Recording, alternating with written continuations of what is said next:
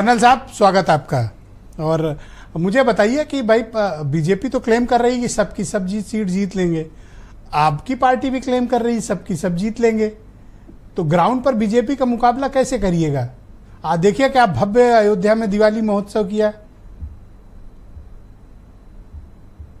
सबसे पहले तो आपको, आपके चैनल को, पटल पे बैठे सभी साथियों को, दर्शकों को दीपावली की बहुत बहुत हार्दिक शुभकामनाएं ब्रजेश जी। और अनिल दुबे को भी दे रहे हैं बधाई। सोचते थे जी, ओके, हम लोग सेना में थे तो सरहद पे कभी कभी दिवाली कट जाती थी। आज नए जीवन में देख रहा हूं कि जीवन में बहुत से परिप्रेक्ष्यों में लोग अपनी दीपावली इस तरीके से अपने काम में स्टूडियो में बैठ के काटते हैं। अच्छा लग रहा है। कहीं ना कहीं जीवन, सभी लोग कहीं ना कहीं कुछ ना कुछ त्याग देते हैं समाज के लिए।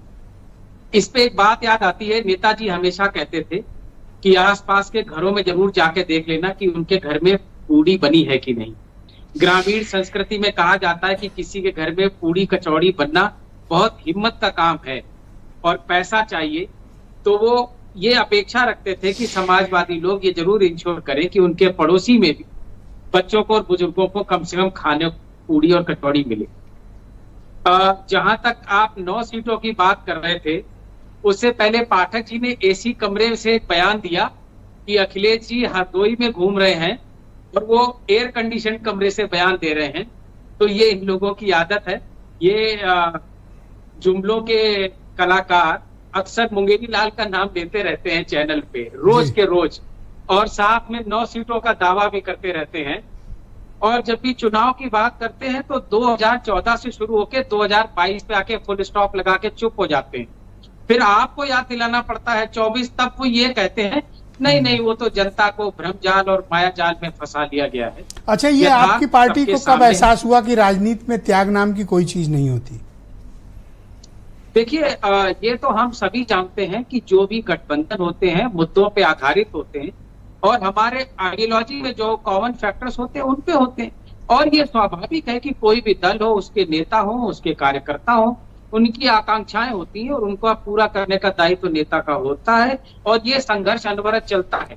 लेकिन मैं साथ में कहूंगा, लेकिन अब वर्तमान परिस्थिति में जिस बड़े लक्ष्य को लेकर के चल रहे हैं उसमें ये तय है कि लोकतंत्र, संविधान, सामाजिक न्याय और नफरत की राजनीति का जो वातावरण अच्छा, है, हरियाणा, उत्तर प्रदेश का बाई इलेक्शन और नाउ महाराष्ट्र, आपके और कांग्रेस पार्टी के रिश्तों में एक कड़वाहट है।